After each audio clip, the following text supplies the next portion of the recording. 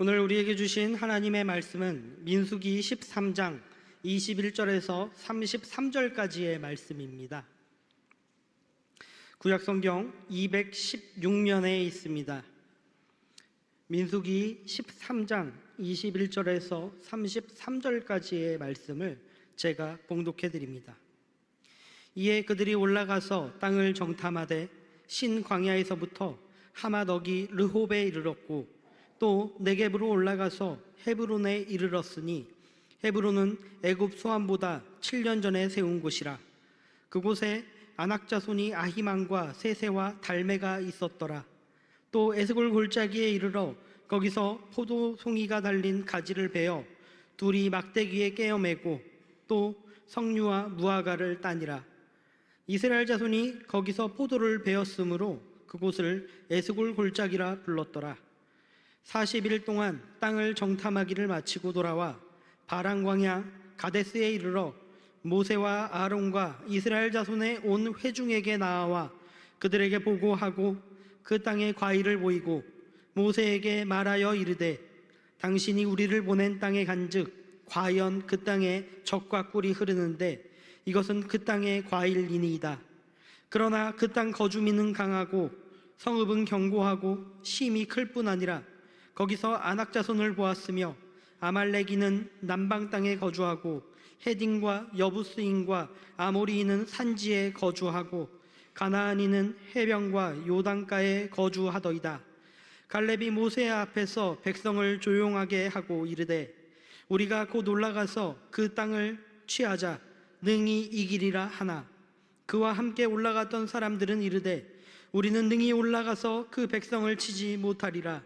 그들은 우리보다 강하니라 하고 이스라엘 자손 앞에서 그 정탐한 땅을 악평하여 이르되 우리가 두루 다니며 정탐한 땅은 그 거주민을 삼키는 땅이요 거기서 본 모든 백성은 신장이 장대한 자들이며 거기서 네피림 후손인 아낙 자손의 거인들을 보았나니 우리는 스스로 보기에도 메뚜기 같으니 그들이 보기에도 그와 같았을 것이니이다. 아멘. 말씀이 큰 은혜가 되셨기를 바랍니다. 거룩한 주일 이 예배의 자리를 기억하고 함께 나와 예배드리는 능곡교회 모든 성도님들 가운데 우리 주님이 주시는 은혜와 평강이 함께 하시기를 좋으신 예수님의 이름으로 축원드립니다. 먼저 담임 목사님께서는 28일까지 진행되는 성지순례에 참석 중이십니다. 담임 목사님과 황성민 목사님을 비롯해서 총 35분의 순례자들이 성지순례에 참여 중이십니다. 안전하고 은혜 풍성한 순례길이 될 수 있도록 함께 기도해 주시기를 부탁드립니다. 이 시간 옆에 계신 분들과 이렇게 인사하면서 설교를 시작하려고 하는데요. 이렇게 인사하겠습니다. 사랑합니다. 축복합니다. 사랑합니다. 축복합니다.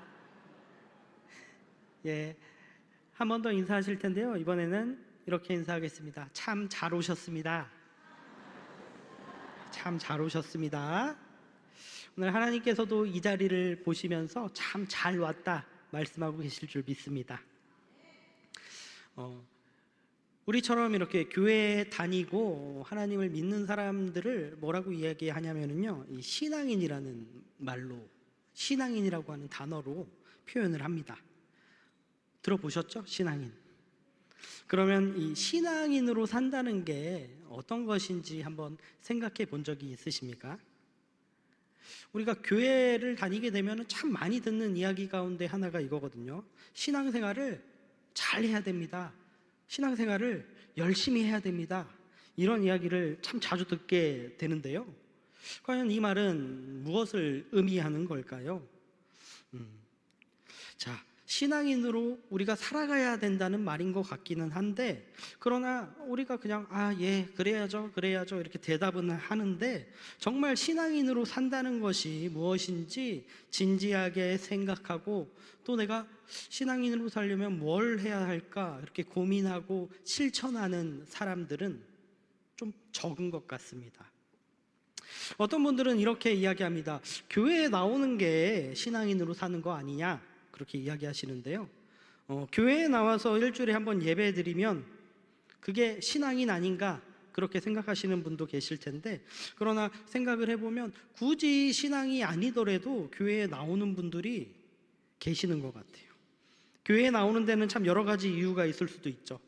교회에 오면은 참 좋은 사람들을 만날 수 있으니까 오기도 하고요. 교회에 오면은 어떤 좋은 말씀이나 어떤 윤리적 가르침을 들을 수 있어서 오기도 하고요. 가끔은 이렇게 따뜻한 공동체 안에서 위로를 받을 수 있으니까 그렇게 교회로 나오기도 합니다. 그러니까 생각보다 교회에 나오는 데는 여러 가지 이유들이 있다는 것이죠. 어쨌거나 교회가 내 삶에 어떤 유익을 주기 때문에, 그 유익을 주고 있다고 생각하기 때문에 교회에 오는 경우가 대부분일 것입니다. 그러나 진짜로 하나님의 살아계심을 인정하고 예수 그리스도를 통해 그 하나님을 만나고 믿고 그 하나님의 말씀대로 살기로 작정해서 그래서 교회에 나오는 경우는 의외로 적은 것 같습니다.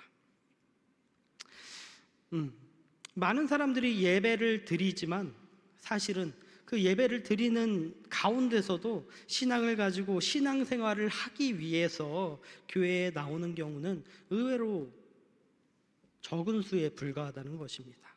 그렇다면 이 신앙인을 우리는 어떻게 정의할 수 있을까요? 여러분들은 스스로를 어떤 사람들이라고 정의하십니까? 일주일에 한 번 교회에 나오는 사람들이 신앙인입니까?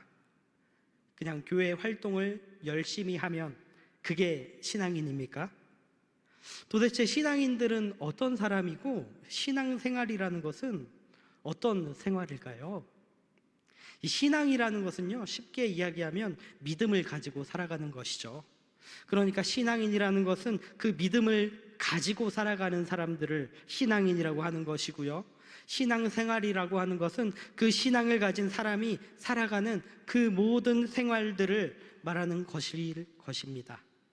그렇다면 이 신앙인들이 믿는 것은 무엇일까요? 바로 살아계신 하나님을 믿는 그 믿음, 그 믿음을 가지고 세상을 살아가는 것, 그것이 신앙의 본질이고요, 믿음의 본질입니다.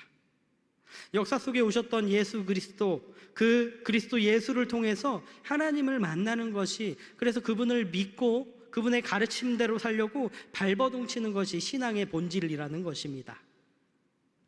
신앙은 다른 무엇이 아니라 예수 그리스도를 우리의 마음속에 영접해서 하나님이 우리에게 먼저 내밀어 주신 그 손을 붙잡고 하나님과 동행하면서 하나님을 믿는 믿음을 가지고 우리가 이 땅을 살아갈 것인가, 아니면 내 나름의 경험과 지식에 근거해서 내가 지금까지 살면서 세운 어떤 원리, 삶의 원리들을 가지고 그것을 믿고 그것을 따르고 살 것인가 하는 이 두 가지 선택지 앞에 답하는 것, 하나님을 선택하는 것, 그것이 바로 신앙이라는 것이죠. 그래서 이 참된 신앙인, 그 사람이 정말 참된 신앙을 가지고 있냐 그렇지 않느냐는요, 평소에는 잘 구분할 수가 없습니다. 그렇다면 언제 우리는 그것을 구분할 수 있느냐? 어떤 모습에서 그게 나타나느냐? 바로 우리의 삶 가운데 어려움이 찾아왔을 때, 문제가 찾아왔을 때 그 문제 앞에 어떻게 대처하냐에 따라서 이 사람이 정말 신앙을 가지고 사는 사람인가 그렇지 않은 사람인가가 확연하게 구분된다는 것입니다. 그 문제 앞에서, 그 어려움 앞에서 하나님을 믿는 그 믿음으로 나아가느냐, 그 믿음으로 그 문제를 해결하느냐, 아니면 내가 지금까지 가지고 있던, 내가 지금까지 쌓아왔던 경험과 지식으로 그 문제를 해결하고 하느냐, 그것에 따라 구분된다는 것입니다.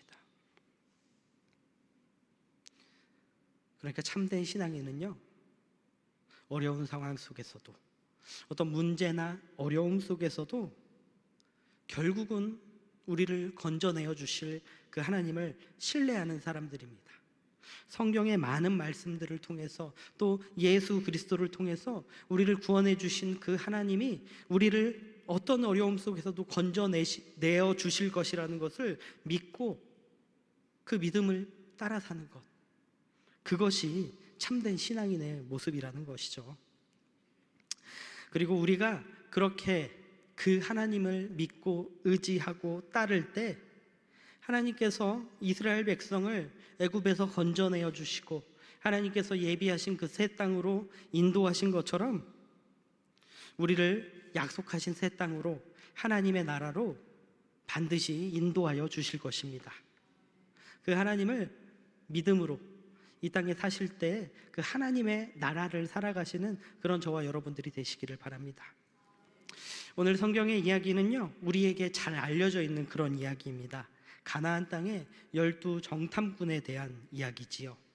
오늘 이 성경의 이야기를 통해 과연 우리가 하나님께서 예비하신 새 땅에 들어가기 위해 필요한 것이 무엇인가 한번 살펴보고자 합니다. 먼저 오늘 성경의 이야기를 통해서 우리가 알 수 있는 첫 번째 사실은요, 하나님께서 약속하신 새 땅에 들어가려면 우리가 하나님을 믿되 끝까지 믿어야 한다는 것입니다. 하나님을 끝까지 믿어야 돼요. 애굽을 탈출한 이스라엘 민족들에게 어려움이 찾아옵니다. 모세와 아론의 인도를 받아서 그 애굽을 탈출했죠. 그리고 하나님이 그 조상 아브라함에게 약속했던 가나안 땅에 이르렀습니다. 그 가나안 땅을 목전에 두게 되었어요.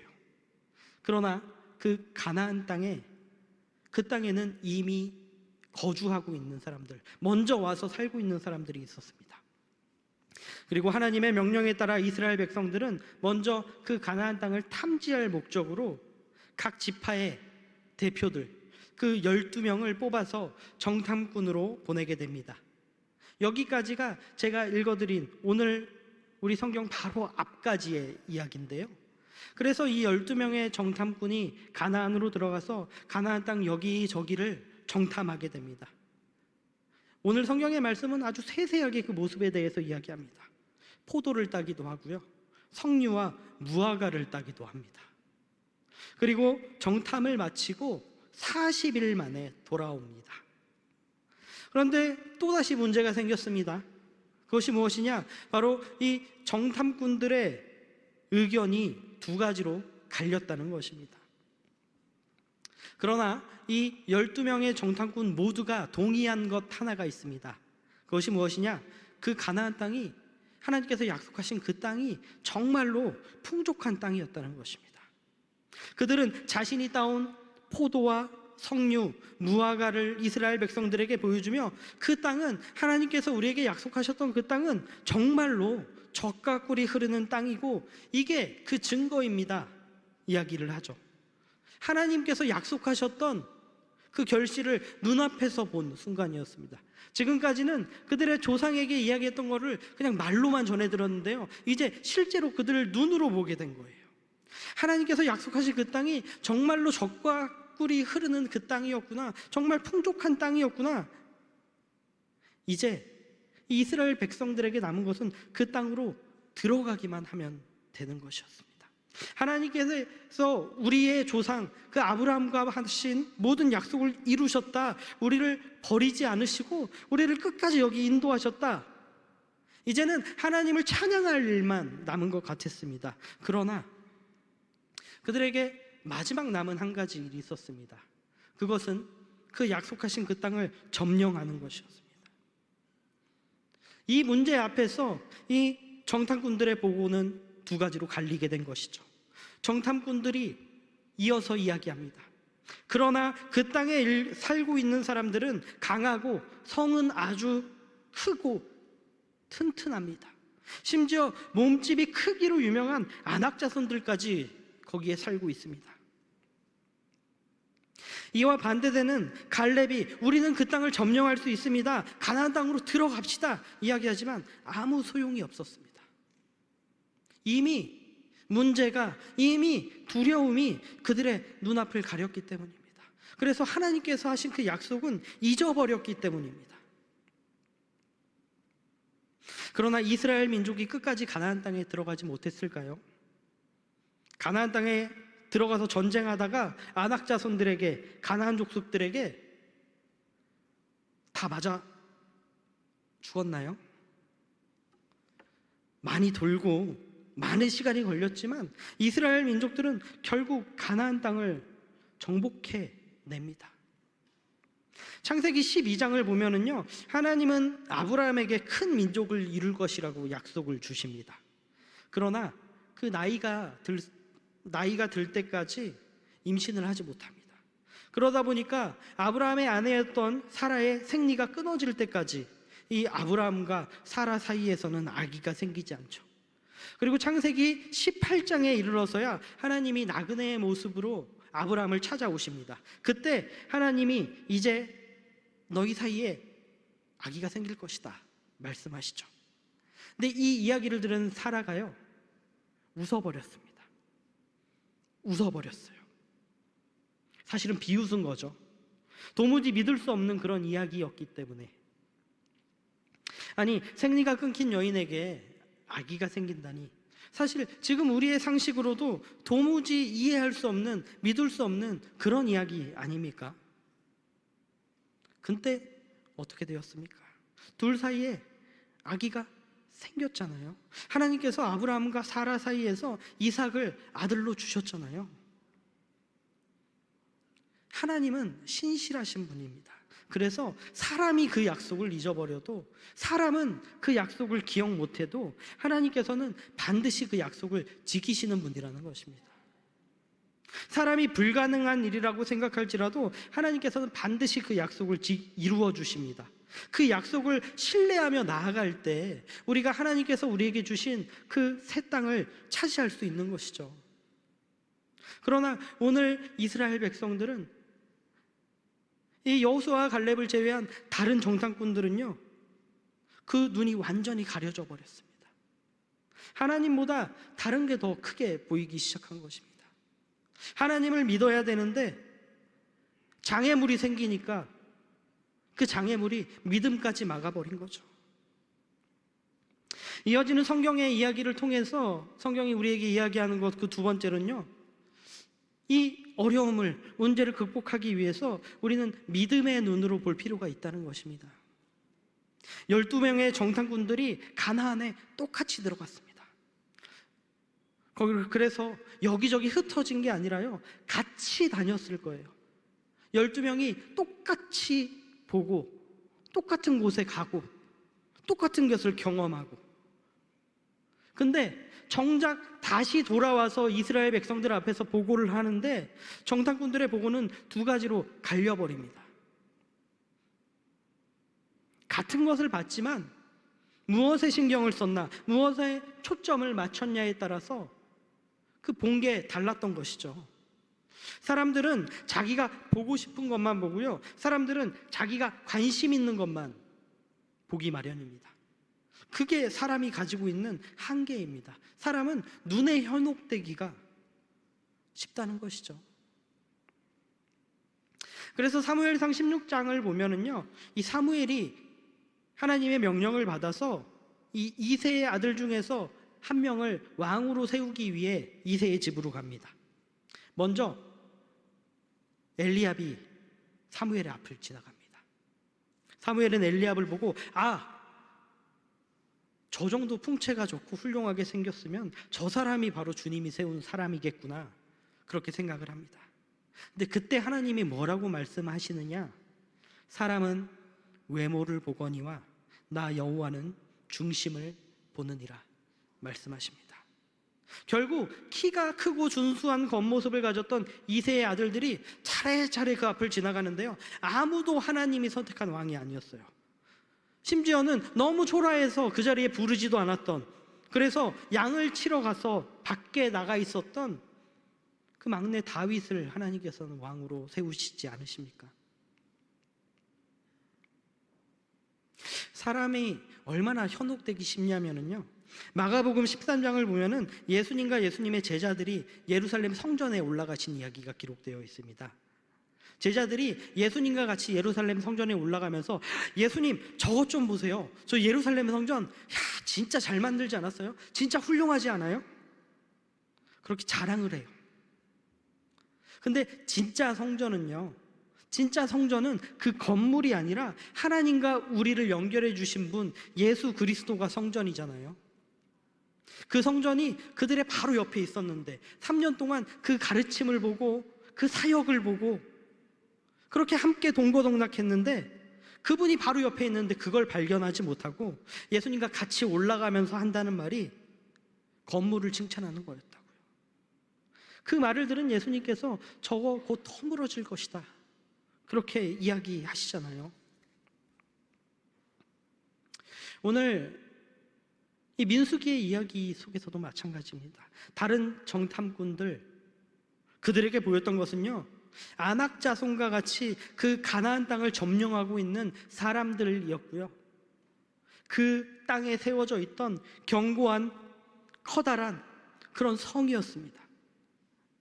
그들에게 보여진 것은 하나님께서 우리에게 약속하신 땅이 정말 그 약속대로 기름진 땅이구나, 그것이 아니라 우리 앞에 놓여진 장애물이 저렇게 크구나, 우리 앞에 놓여진 문제가 이렇게 크구나, 그런 것이었습니다. 믿음의 눈, 그것은 단순히 눈에 보이는 것이 아니라 그 너머의 것을 보는 것입니다.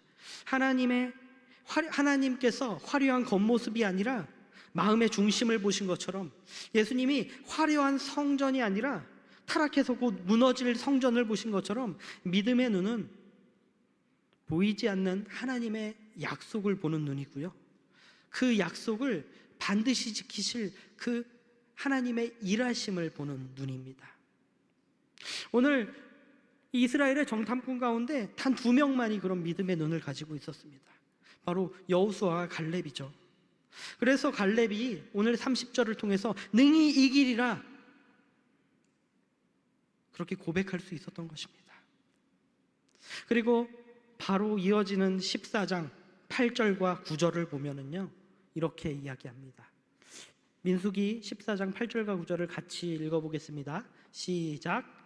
여호와께서 우리를 기뻐하시면 우리를 그 땅으로 인도하여 들이시고 그 땅을 우리에게 주시리라.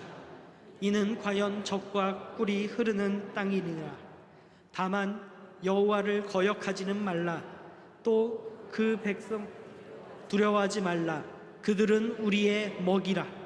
그들의 보호자는 그들에게서 떠났고 여호와는 우리와 함께 하시느니라. 그들을 두려워하지 말라 하나. 아멘. 갈렙이라고 다른 정탐꾼들이 봤던 그 거대한 아낙 자손들을 보지 못했을까요? 갈렙이라고 해서 그 땅에 세워져 있던 그 견고한 성의 어떤 약점들이, 그 틈이 보였을까요? 아니죠. 갈렙도 분명히 그 거대한 아낙 자손들을 봤고요, 갈렙도 분명히 그 튼튼한 성을 봤다는 것입니다. 그런데 갈렙에게는 그것보다 하나님께서 허락하신 그 젖과 꿀이 흐르는 땅이 더 선명하게 보였고, 하나님께서 약속을 이루시는 그 순간이 갈렙은 보였던 것이죠. 그러니까 그들은 우리의 먹이입니다, 그들은 우리의 밥입니다, 능히 이길 수 있습니다, 그렇게 담대하게 고백할 수 있었던 것이죠. 설령 우리의 육신의 눈에는 그렇게 보이지 않을지라도 오늘 갈렙처럼 우리에게 약속하신 하나님께서 우리에게 그 약속을 이루실 것입니다, 그렇기 때문에 우리는 능히 이길 것입니다 했던 그 믿음의 눈을 소유하시는 그런 저와 여러분들이 되시기를 바랍니다. 마지막 세 번째로 오늘 성경의 이야기가 우리에게 이야기하는 것은요, 우리의 마음을 우리가 확실히 정해야 한다는 것입니다. 오늘 본문 바로 앞에 민수기 13장 2절은 우리에게 정탐꾼들의 직분, 그들이 가지고 있었던 지위에 대해서 이야기합니다. 제가 읽어드리도록 하겠습니다. 사람을 보내어 내가 이스라엘 자손에게 주는 가나안 땅을 정탐하게 하되 그들의 조상의 가문 각 지파 중에서 쥐가 된 자 한 사람씩 보내라. 그러니까 이 12 정탐꾼은요, 그냥 어중이 떠중이가 아니라 그냥 제비뽑기 해가지고 걸린 사람 이렇게 한 명씩 내보낸 것이 아니라 각 지파의 족장이 될 사람들이었어요. 각 지파의 족장으로 추대될 만큼 지도력이 있었고 믿음도 인정받았던 그런 사람들이었습니다. 하지만 문제 앞에 놓이니까요, 이 정탐꾼들이 두 가지 부류로 갈리게 됩니다. 할 수 있습니다, 우리가 능히 이길 수 있습니다 말한 사람과 그 땅을 악평한 사람들. 믿음의 사람은 우리가 올라가서 그 땅을 취합시다, 우리는 능히 이길 수 있습니다 이야기했지만, 다른 정탐꾼은 그 땅은 우리를 삼키는 땅입니다, 기골이 장대한 사람들이 사는 땅입니다, 심지어 우리는 그 사람들에 비하면 메뚜기와 같습니다, 이렇게까지 이야기합니다. 각 지파의 대표로 각 지파의 사람들을 옳은 길로 하나님이 약속하신 그 가나안 땅으로 인도해야 될, 이끌어야 될 책임이 있는 사람들이 오히려 이스라엘 백성들의 사기를 꺾게 하고 그들을 두렵게 하는 말들을 하고 있는 것입니다. 오늘 성경의 말씀은 이 뒤의 이야기에 대해서 다루고 있지 않지만 우리는 이 이야기의 결말에 대해서 잘 알고 있지 않습니까? 결국 이스라엘 민족은 40년 동안 광야를 떠돌게 되잖아요. 믿음으로 나아갔던 그 여호수아와 갈렙을 제외한 나머지 사람들은 가나안 땅을 밟지도 못한 채 40년 동안 이스라엘 백성이 광야를 떠돌게 되잖아요.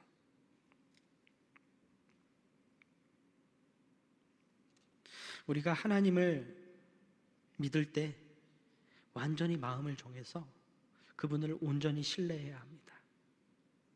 그래야 이렇게 문제 앞에서 무너지지 않는 것이죠. 오늘 하나님께서 우리에게도 말씀하십니다. 너는 지금 가나안 땅에 들어갈 자격이 있는 사람이니 없는 사람이니? 만약에 우리가 이스라엘 민족, 이 이야기 속에 이스라엘 민족들 속에 있었다고 한다면 우리는 가나안 땅에 들어갈 수 있는 사람들입니까? 아니면 광야에서 40년 동안 배회하다가 그 생이 끝나버리는 그런 사람들입니까? 우리 스스로 우리의 신앙을 점검해 보시기를 바랍니다. 이 땅에 사는 동안 입으로는 주님을 찾고 있지만 탄식하고 한숨 쉬고 괴로워하는 그런 광야에서 머무르는 사람처럼 내가 그렇게 살고 있지는 않나, 내 신앙이 그런 모습이지는 않나 하는 두려움을 우리는 가져야 합니다. 가나안 땅은요, 단순한 땅이 아닙니다. 가나안 땅은 하나님이 주시는 자유와 안식이 있는 땅입니다. 그래서 신명기 12장 9절에서 10절은 이렇게 이야기합니다. 너희가 너희 하나님 여호와께서 주시는 안식과 기업에 아직은 이르지 못하였거니와 너희가 요단을 건너 너희 하나님 여호와께서 너희에게 기업으로 주시는 땅에 거주하게 될 때, 또는 여호와께서 너희에게 너희 주위의 모든 대적을 이기게 하시고 너희에게 안식을 주사 너희를 평안히 거주하게 하실 때에, 안식이 무엇일까요? 모든 것이 좀 평안하고 모든 것이 만족해 있는 그런 상태죠. 이스라엘 백성은 안식을 누리지 못합니다. 왜? 이스라엘 백성이 하나님만으로 만족하지 않고 하나님의 은혜를 받으려 하지 않고 저 세상의 것, 애굽의 것을 탐내고 있기 때문이죠. 애굽의 것을 탐내고 있을 때 안식과 자유, 평화가 그 10년 가운데 없어지는 거죠. 바로의 밑에서 노예 생활을 하던 이스라엘 백성들이 자유의 몸이 돼서 광야에 나왔지만 그 마음은 여전히 자유하지 못하고 여전히 노예된 상태로 매여 있는 거죠. 하나님이 우리를 채워주시는 분이고 우리를 인도하여 주시는 분이고 우리를 약속하신 새 땅으로 이끄시는 분이라는 사실을 믿지 못한 것이죠. 그러니까 다시 애굽의 것을 탐내고 다시 애굽으로 우리가 돌아가는 것이 낫겠다 하는 이야기까지 해버리는 사람들이 이스라엘 사람들이잖아요. 신앙생활을 하면서 세 종류의 사람을 발견합니다. 하나는 애굽에 사는 사람, 하나는 광야에 사는 사람, 그리고 하나는 가나안에 사는 사람입니다. 애굽에 살고 있는 사람들은요, 세상의 노예예요. 세상의 것을 탐내고 그것을 의지하고 살아가는 사람들이죠. 그래서 평생을 재물에, 평생을 권력에 매여서 그것이 없으면 죽을 것 같이 생각하고 그 돈과 권력에 자신의 행복이 좌우되는 그런 사람들입니다. 광야에 사는 사람들은요, 하나님의 것을 경험하기는 합니다. 경험하기는 해요. 근데 조금의 위기만 찾아오면 다시 애굽의 것을 그리워하고 마음으로 그 애굽의 것을 바라며 탄식하는 사람들입니다. 하나님의 은혜를 받긴 했는데 그 하나님의 것으로 연명하고 있긴 한데 그것에 만족하지 못하고 다른 것에 곁눈질하는 사람들입니다. 그래서 하나님과 세상 사이에 교묘하게 한 발씩 걸치고 서서 내가 어떤 선택을 하는 것이 유리할까 재고 또 재는 사람들이죠. 가나안에 사는 사람들은요, 하나님이 주신 것에 만족하는 사람들입니다. 그래서 하나님이 주신 말씀이 하나님이 주신 그 은혜로 살아가고 문제 앞에서 그 하나님이 그 문제를 해결해 주실 것을 믿기 때문에 문제 앞에서 근심하지 않고 세상의 것에 매이지 않고 하나님이 책임져 주실 것이라는 확신이 있는 사람들입니다. 애굽과 광야 그리고 가나안, 여러분들은 지금 어디에 살고 계십니까? 마음속으로 한 번씩 대답해 보시기를 바랍니다. 사랑하는 능곡교회 성도 여러분, 하나님을 끝까지 신뢰하시기를 바랍니다. 그 하나님에 대한 신뢰로 믿음의 눈으로 바라보시고 확실히 우리의 마음을 정해서 하나님만을 따라가시는 그런 저와 여러분들이 되시기를 바랍니다. 그래서 하나님이 약속하신 그 새 땅을 소유하는 그 가나안 땅을, 그 하나님의 나라를 지금 이 자리에서 여러분들의 삶의 자리에서 살아가시는 그런 저와 여러분들 되시기를 좋으신 예수님의 이름으로 간절히 축원드립니다. 하나님 감사합니다. 오늘 민수기의 말씀을 통해 함께 하나님의 말씀을 나눴습니다. 하나님, 그렇습니다. 우리가 하나님을 믿는다고 이야기하면서도 때로는 하나님, 이 세상과 하나님 사이에서 저울질할 때가 많았음을 고백합니다. 하나님, 이제 우리가 완전히 마음을 정해서 하나님만을 따르기를 소망합니다. 하나님, 때로는 연약해지는 우리의 마음을 주님께서 붙들어 주시고 언제나 주님만을 바라보며 주님께 나아가는 우리가 될 수 있도록 우리에게 믿음을 허락하여 주시옵소서. 감사하며 사랑의 예수님의 이름으로 기도드립니다. 아멘.